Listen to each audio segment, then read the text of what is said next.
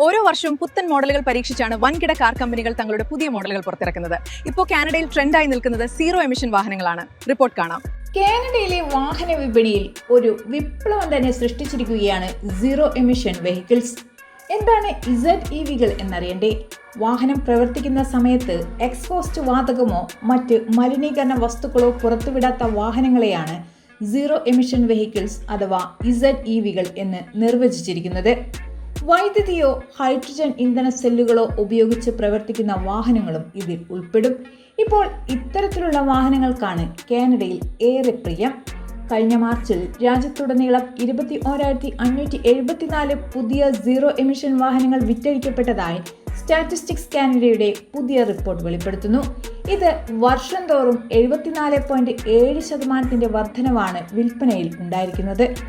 കാനഡയിൽ വിറ്റഴിക്കപ്പെട്ട പുതിയ മോട്ടോർ വാഹനങ്ങളുടെ ആകെ വിൽപ്പനയുടെ 12.2% പുതിയ ZEVകളായിരുന്നു. ഗ്യാസ് വിലയിലെ കുതിച്ചുചാട്ടവും ഫെഡറൽ ഭരണകൂടത്തിന്റെ EV ആനുകൂല്യങ്ങളുടെ തിരിച്ചുവരവും വിൽപ്പന വർദ്ധിപ്പിക്കുന്നതിന് കാരണമായിട്ടുണ്ട്.